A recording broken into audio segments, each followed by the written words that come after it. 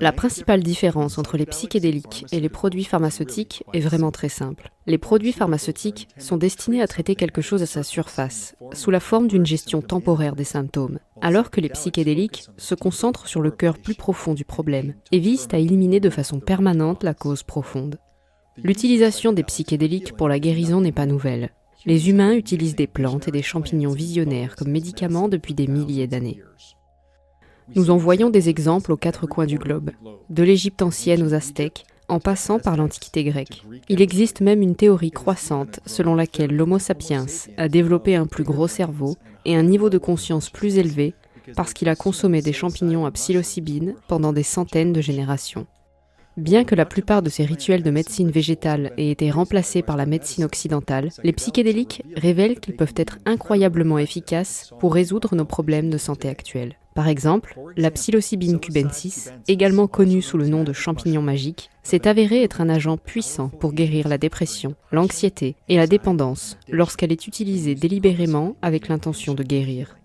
Depuis les années 1960, la psilocybine est largement considérée comme une drogue de fête, utilisée par les jeunes lors des festivals de musique et des cercles de tambours hippies. C'est cette stigmatisation qui a fait que les champignons et la plupart des autres psychédéliques ont été classés dans la catégorie des drogues hautement illégales les plus dangereuses, dont la possession est un crime en vertu de la loi fédérale et peut vous valoir 20 ans de prison. Ainsi, au cours des 60 dernières années, les bienfaits médicinaux des champignons n'ont pas été pris en compte et ont été remplacés par l'essor des grandes sociétés pharmaceutiques qui ont profité d'une population perpétuellement malade. Mais les choses changent, et heureusement, la science ouvre la porte à la recherche psychédélique et à de nouvelles possibilités. Après des décennies de stigmatisation et de résistance, le fossé entre l'esprit et la science se referme. Mais avant de considérer les psychédéliques comme le remède universel aux troubles mentaux, nous devons d'abord comprendre pourquoi ils fonctionnent. Les chercheurs ont découvert que les psychédéliques offrent aux patients la possibilité de s'auto-guérir, en le libérant des limites de sa vision de la réalité et en permettant à la sagesse et à la compréhension de pénétrer dans sa conscience. Avec cette nouvelle conscience, leurs perspectives changent et ils en viennent à voir la source de leur dépression et de leurs problèmes d'une nouvelle manière, en allant au cœur de ce qui causait le problème, en apportant la guérison et le pardon à cet endroit et en les libérant de ce problème. Malheureusement, comme beaucoup d'entre nous le savent, notre système de santé est une industrie comme une autre. Un patient guéri est un client perdu, et cela nous ramène au point de départ. Les psychédéliques sont si efficaces pour traiter les problèmes de santé mentale qu'ils sont mauvais pour les affaires. Une seule expérience avec un champignon peut changer la vie de quelqu'un pour toujours, ce qui est formidable pour le patient, mais ne fait rien pour rapporter de l'argent aux compagnies pharmaceutiques.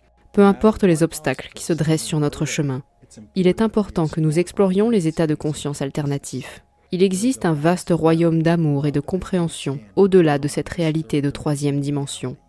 Si nous voulons savoir comment réparer le monde, nous devons d'abord comprendre comment nous réparer nous-mêmes. Einstein a dit qu'aucun problème ne peut être résolu à partir du même niveau de conscience qu'il a créé. Le reste de l'épisode d'aujourd'hui est tiré de la série originale de Gaïa, Psychedelica. Cette présentation va plonger dans la sphère des champignons à psilocybine. Comment pouvons-nous les utiliser de manière sûre et responsable? Quel message tente-t-il de nous envoyer?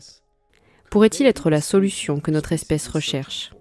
Asseyez-vous et profitez de cette présentation éclairante. La psilocybine, la magie des champignons. L'histoire de la psilocybine, communément appelée champignon magique, est longue et controversée. À cause d'Hollywood, des films Disney et du bouche à oreille, les champignons psychédéliques ont acquis une sérieuse réputation. Sont-ils des drogues? Sont-ils des médicaments? Sont-ils sans danger? Sont-ils les clés du paradis ou de l'enfer? Mettons les rumeurs de côté et examinons ce que nous savons à ce jour. Il a été suggéré que les champignons à psilocybine poussaient le plus souvent dans les excréments du bétail, et que ces animaux étaient vénérés et suivis par de nombreux humains et religions depuis des milliers d'années. Il est peu probable que nos ancêtres aient négligé ces champignons et ignoré l'expérience de leurs effets psychotropes. Quel est exactement le monde mystérieux de l'expérience des champignons magiques? Que nous montrent les dernières recherches scientifiques? Quelles sont les utilisations les plus avant-gardistes et les plus culturelles de ces champignons? Et que pourraient-ils essayer de nous apprendre? Selon certaines hypothèses, ces êtres étranges seraient antérieurs à la race humaine. Ils pourraient être capables de survivre à des voyages spatiaux intergalactiques, et même à une entrée volatile dans l'atmosphère terrestre, flottant depuis des distances inconnues jusqu'à notre planète, notre espèce et nos esprits. Les espèces de champignons sont plus nombreuses que les espèces végétales, et leur mycélium se répand loin sous la Terre pour se connecter, communiquer et intégrer un réseau fractal à travers de nombreuses formes de vie. Terence McKenna a écrit du point de vue du champignon dans le livre « La psilocybine, le guide du cultivateur de champignons magiques ». Je suis vieux, plus vieux qu'on ne le pense dans votre espèce, qui est elle-même 50 fois plus vieille que votre histoire. Bien que je sois sur Terre depuis des siècles, je viens des étoiles. Ma maison n'est pas une planète unique, car de nombreux mondes dispersés dans le disque brillant de la galaxie présentent des conditions qui permettent à mes spores de vivre. Son frère, l'ethnobotaniste Dennis McKenna, retrace l'utilisation historique de ces mystérieuses spores. Les champignons étaient utilisés au Mexique, des champignons psilocybines, par les Aztèques, les Mayas et probablement les Mazatèques et même les cultures plus anciennes. C'est donc là que se trouve l'épicentre de l'utilisation de la psilocybine cubensis qui pousse sur les bousses de vache et qui est un champignon mondialement répandu. On le trouve à peu près dans tous les pâturages dans les tropiques, là où il y a du bétail. Ils doivent donc exister depuis des millions d'années, ou plusieurs centaines de milliers d'années, probablement à proximité des civilisations humaines, des tribus nomades si elles ont du bétail. Mais nous savons aussi qu'il y a des preuves de leur utilisation en Europe, et probablement en Amérique du Sud, peut-être en Afrique, peut-être en Asie. Alors depuis combien de temps sont-ils utilisés? Il n'y a aucun moyen de le savoir, mais j'aime à penser qu'ils sont utilisés depuis très longtemps. Parce que la plupart des psychédéliques classiques nécessitent une intervention humaine, les champignons à psilocybine ont probablement été les premiers psychédéliques à être découverts, car ils poussaient n'importe où dans les tropiques ou les climats subtropicaux, et apparaissaient dans les excréments de grands animaux comme des vaches. Ils pouvaient mesurer jusqu'à 30 cm de haut, avec un chapeau de la taille d'une assiette. Il est probable que la première vague d'expériences liée à la consommation de ces champignons ait fait croire à l'individu qu'il avait été empoisonné. Mais après un certain temps, le phénomène aurait probablement été perçu comme divin, d'un autre monde, et très probablement comme une expérience de mort et de renaissance, une résurrection de la psyché. Lorsque les conquistadores espagnols ont traversé l'actuel Mexique pour explorer de nouvelles terres, ils ont rencontré de nombreux groupes indigènes pratiquant d'étranges rituels.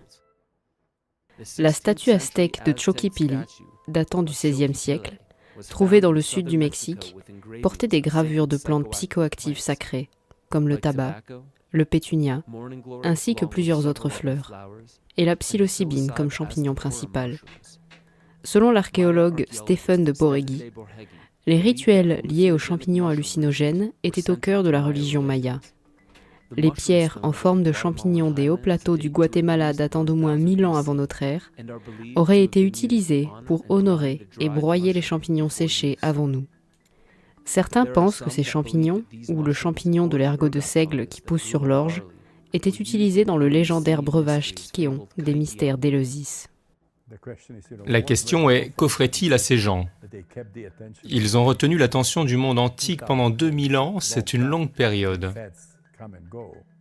Je veux dire, les modes vont et viennent, mais ce qu'ils faisaient n'était pas tout à fait clair jusqu'à Albert Hofmann, découvreur du LSD, Gordon Wasson, qui a apporté les champignons magiques mexicains de la culture mazatèque, et Karl A. Peruk, l'érudit grec. Ils ont passé plusieurs années à faire des recherches très méticuleuses, et ils sont arrivés à la conclusion que la clé était une boisson sacrée qui s'appelait Kykeon. K-Y-K-E-O-N. Elle était administrée dans un moment très important de la cérémonie. Ces événements mystérieux s'étendent de 1600 avant Jésus-Christ à 392 après Jésus-Christ, jusqu'à ce que Théodose Ier ferme les sanctuaires. La recette exacte n'a jamais été retrouvée, et les derniers vestiges de l'école des mystères ont été démolis par le roi Alaric des Goths, qui a amené une invasion chrétienne pour détruire les anciens sites.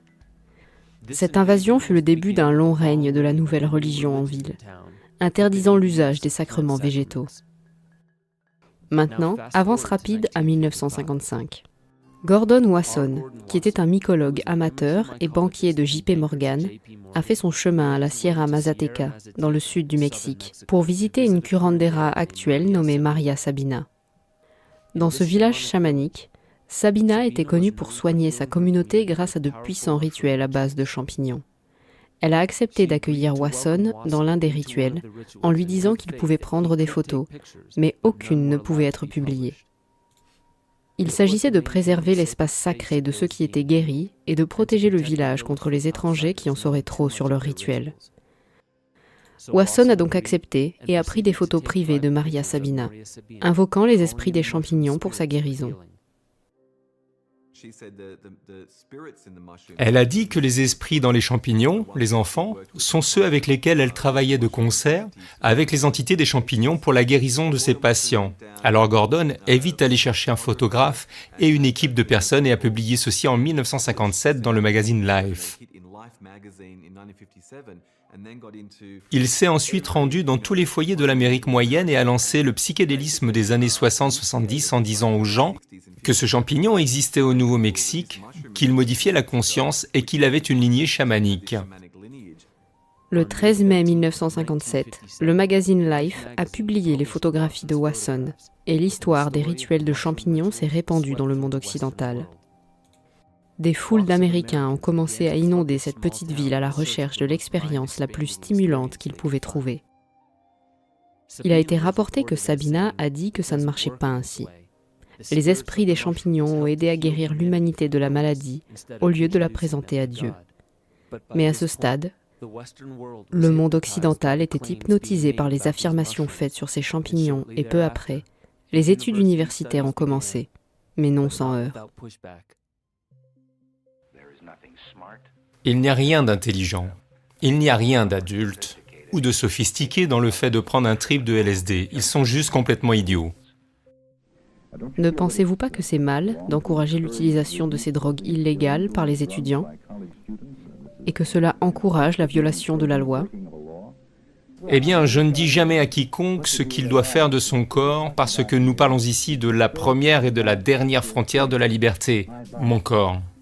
Timothy Leary a fait partie de ceux qui ont mené les premières études sur la psilocybine à l'université de Harvard. 40 ans après ces études, et après que l'interdiction des psychédéliques ait finalement été levée, le professeur de psychiatrie et de sciences du comportement de l'université Johns Hopkins, le docteur Roland Griffiths, a repris les recherches sur la psilocybine. Nous avons commencé nos études en 2000 et je m'y suis intéressé parce que j'avais commencé à pratiquer la méditation et je m'intéressais au changement d'état de conscience. J'étais en fait sceptique quant à l'idée que la psilocybine puisse produire des expériences de type mystique profondément significatives sur le plan spirituel. Et en effet, les données nous ont clairement indiqué que c'était possible. Nous avons choisi la psilocybine, je pense, de manière réfléchie. D'une part, la plupart des gens à l'époque où nous avons commencé ce travail ne pouvaient pas épeler psilocybine, ne savaient pas vraiment ce que c'était, et ils n'avaient certainement pas le bagage culturel que le LSD avait. Le LSD et la mescaline ont une très longue durée d'action, de l'ordre de plus de 12 heures, par opposition à la psilocybine qui est, vous savez, de 4 à 6 heures. Cela en fait un composé beaucoup plus facile à travailler dans un cadre clinique. Le DMT, d'autre part, a une action très courte et peut également être donné avec l'inhibiteur de MAO. L'inhibiteur MAO fait durer le DMT de 4 à 6 heures, mais la pharmacologie est plus complexe et il est difficile de recevoir l'approbation de la FDA. Cependant, la psilocybine produit des résultats similaires avec beaucoup moins de complexité. La molécule de psilocybine et la molécule de DMT sont très proches l'une de l'autre. Dans un sens, la psilocybine peut être décrite à juste titre comme du DMT actif par voie orale, parce que le DMT n'est pas normalement actif oralement. Même si les molécules sont très similaires, les expériences d'expansion de l'esprit ne sont pas aussi similaires qu'il y paraît. Chaque molécule psychédélique, appelée tryptamine, est structurée d'une manière très spécifique pour déclencher des neurotransmetteurs spécifiques dans le cerveau, ce qui fait que chaque plante psychédélique provoque des effets différents. Et tout dépend des neurotransmetteurs sur lesquels les substances jouent. Le mimétisme de la sérotonine est la marque de fabrique du psychédélisme. La sérotonine permet à la conscience humaine d'assembler la réalité consensuelle que nous habitons actuellement. Et elle nous permet d'avoir un sentiment de soi et d'identité. Les champignons à psilocybine brisent les perceptions rigides de la conscience éveillée normale. La psilocybine semble diminuer fortement l'activité d'un certain réseau du bourdonnement du cerveau, appelé réseau du mode par défaut. Ce réseau est très actif dans des conditions de vigilance et de dépression, et il est désactivé lorsque les gens sont par exemple des méditants de longue durée.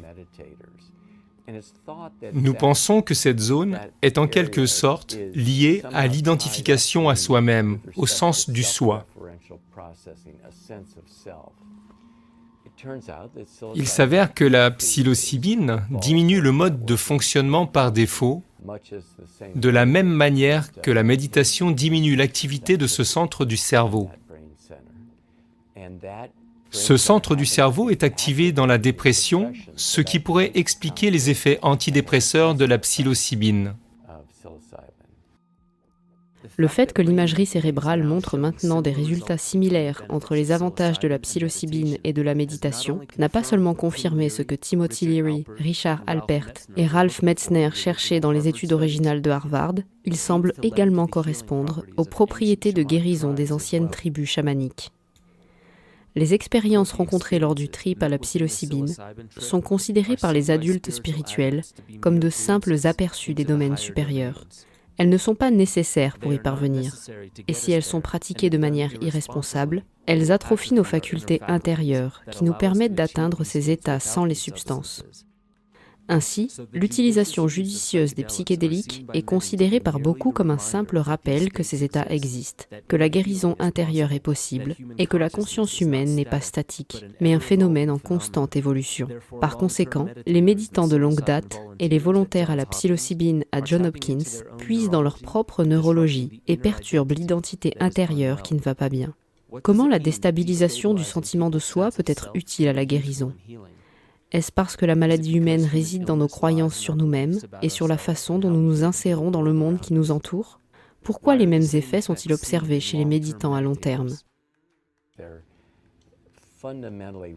Il s'agit d'expériences fondamentalement réorganisatrices que les gens décrivent comme un sentiment d'interconnexion de toutes les personnes et de toutes les choses, un sentiment de sacralité, une valeur de vérité et d'authenticité de l'expérience qu'ils trouvent particulièrement convaincante, une humeur positive, un sentiment d'amour ou de cœur ouvert, une transcendance du temps et de l'espace, puis une autre caractéristique, l'ineffabilité. Ils trouvent qu'il est difficile de mettre des mots sur ces expériences. Qu'elle soit causée par une substance psychédélique, l'acte de méditation, ou qu'elle soit causée spontanément, se rappeler des expériences de type mystique en mots semble pâle, en comparaison avec le sens sous-jacent. Cependant, que l'expérience elle-même puisse être décrite ou non, il a été découvert que les champignons à psilocybine peuvent aider à résoudre un certain nombre de problèmes de santé de niveau épidémique dans le monde moderne. Le spectre des effets thérapeutiques est large. Vous savez, l'anxiété des patients en phase terminale, l'anxiété existentielle pour les personnes en fin de vie, le syndrome de stress post-traumatique. C'est prometteur pour les addictions. Il y a eu des travaux spectaculaires sur la psilocybine et le sevrage tabagique, ce qui est un peu inattendu, mais c'est très efficace pour le sevrage tabagique. La dépression en est une autre. Les protocoles de la FDA ont évolué là-dessus et la psilocybine peut avoir un effet thérapeutique.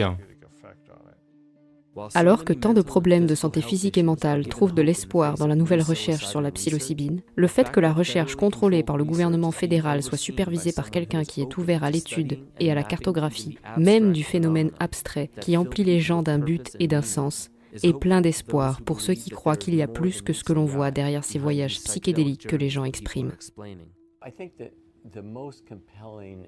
Je pense que la découverte la plus convaincante et la plus remarquable dans toutes nos populations est que la psilocybine, lorsqu'elle est administrée dans ces conditions à des personnes qui ont été soigneusement sélectionnées et préparées, et puis reçoivent la psilocybine dans un cadre, comme ici,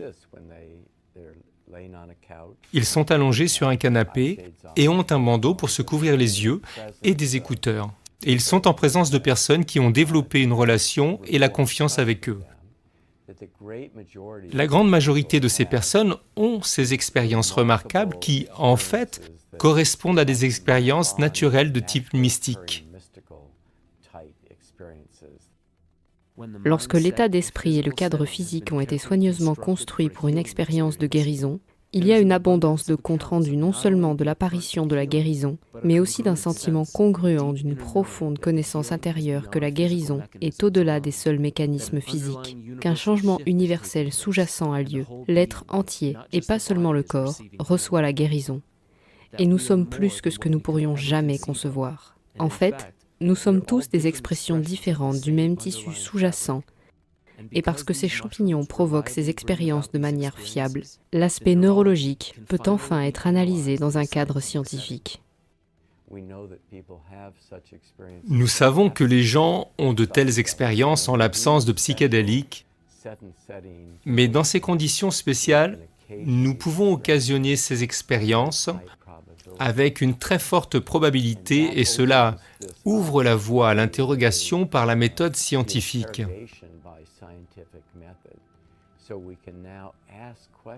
Donc nous pouvons maintenant poser des questions sur la nature de ces expériences et les changements profonds qui, jusqu'à présent, ne pouvaient pas être posés parce que nous ne comprenions pas quel processus ou quelles conditions optimisent la probabilité de ces expériences.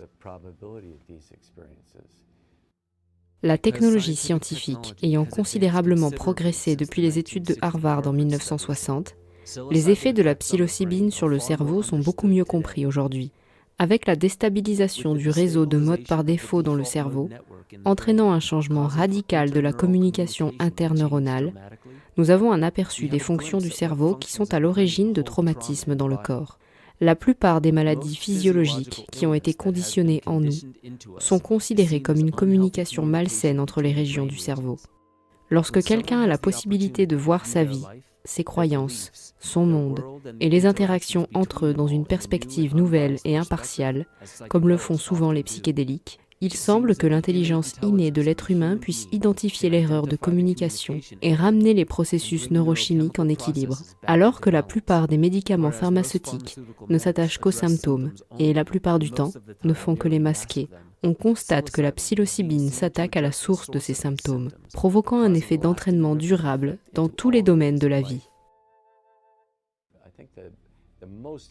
Je pense que la caractéristique la plus intéressante n'est pas que ces drogues produisent ces effets marquants et aigus, mais que ces effets sont mémorisés et ils deviennent des points d'attribution pour lesquels les gens disent « Vous savez, je me souviens de cette expérience tous les jours. Ma vie a changé grâce à elle. Mes attitudes ont changé à cause d'elle. » Nous n'avons vraiment, à ce stade, que le plus faible soupçon de quel type de réseau, quel type de processus cérébral sont modifiés, quels sont exactement les réseaux impliqués et comment ils interagissent est encore largement un mystère pour nous. Peut-être que la science est encore incapable de cartographier définitivement la base neurologique de la psilocybine, mais de nouvelles avancées sont constatées dans notre compréhension des effets de ces champignons sur le cerveau. Pendant ce temps, pour parvenir à la transformation de l'esprit et aux expériences de vie qu'ils permettent, les gens ont été laissés à des méthodes secrètes pour mettre la main sur eux, gardant en vie ce vieux sacrement et son utilisation chamanique dans les caves et les souterrains. Les champignons recolonisent le monde en ce moment, un sous-sol à la fois. Beaucoup de gens cultivent ce médicament, l'utilisent avec une intention sacrée et n'en parlent pas beaucoup.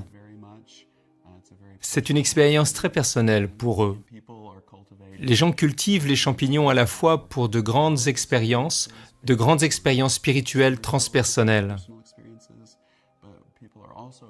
Mais les gens cultivent aussi principalement ce médicament pour le microdosage et utilisent des doses incroyablement faibles de psilocybine assez régulièrement pour le traitement de la dépression et de l'anxiété pour fournir un peu plus d'énergie que ce qu'ils auraient normalement. Le microdosage de plantes psychédéliques a été popularisé principalement par le Dr James Fadiman, qui après 40 ans d'expérience a appelé cette dose presque imperceptible une quantité permettant de résoudre les problèmes, alors que les doses modérées sont efficaces pour la thérapie et des doses élevées pour la spiritualité. Et à cause de cela, le phénomène s'est récemment retrouvé dans des endroits improbables, comme dans les bureaux de la Silicon Valley ou d'autres professions analytiques. Beaucoup d'ingénieurs en logiciel, moi y compris, ont tendance à être victimes de la pensée contrainte. Nous pensons très logiquement et analytiquement, du style « c'est comme ça et pas autrement ». Vous savez, vous commencez à voir le code partout. Mais les psychédéliques prennent tous ces mécanismes et les mettent en pièces. Vous vous retrouvez à vous dire « oh mon Dieu, je ne sais plus vraiment ce que je sais en fait ». Et cela peut être vraiment difficile et vraiment étonnant. Avec l'ingénierie, la tendance est de rester bloqué sur un problème. Vous savez, peut-être que c'est une solution d'ingénierie, impossible de penser à quoi que ce soit d'autre. Alors je m'assieds dessus et puis soudain, je peux presque voir le problème sur lequel je travaille en 3 dimensions. Vous voyez ce que je veux dire? Comme si mes yeux étaient fermés ou autre, et je le vois d'une nouvelle façon. Le dosage est le moyen le plus sûr de changer radicalement les effets obtenus avec les champignons psychédéliques. Terence McKenna est connu pour avoir catégorisé ce qu'il appelle la dose héroïque, à 5 ou parfois 5,5 grammes. Pour la plupart des gens, il s'agit d'une quantité suffisante pour provoquer une expérience spirituelle. Le psychologue et auteur Rick Strassman, en dehors de ses célèbres recherches sur le DMT, a également administré de la psilocybine à des volontaires dans une étude moins connue. Les types de doses de psilocybine, qui sont maintenant appelées élevées, étaient juste à peine au seuil psychédélique chez nos volontaires. Notre dernière grande dose de psilocybine, si nous avions poursuivi les études, aurait été 2 fois plus élevée que ce qui est considéré comme une dose élevée maintenant. Donc c'est la principale conclusion. Nous avons juste poussé la dose plus que quiconque ne l'a jamais fait. Les doses dans les études du Dr Strassman étaient supérieures à 8 grammes. C'est presque 2 fois plus que la dose héroïque de Terence McKenna. Maintenant, nous savons que la probabilité d'avoir des expériences marquantes augmente en fonction de la dose. Mais la probabilité d'avoir des expériences difficiles augmente également en fonction de la dose. Je devrais dire que très souvent, ce sont ces expériences profondément inconfortables qui fournissent une fenêtre d'opportunité à travers laquelle, si des gens la comprennent et passent à travers, s'ouvriront à des expériences plus grandes. Ainsi, très souvent, les expériences que les gens décriront par la suite comme ayant été difficiles sont parmi les plus intéressantes et les plus significatives. Le traumatisme est généralement profondément inconfortable au moment où il survient, car il s'agit d'une expérience trop intense ou complexe pour être traitée en une seule fois.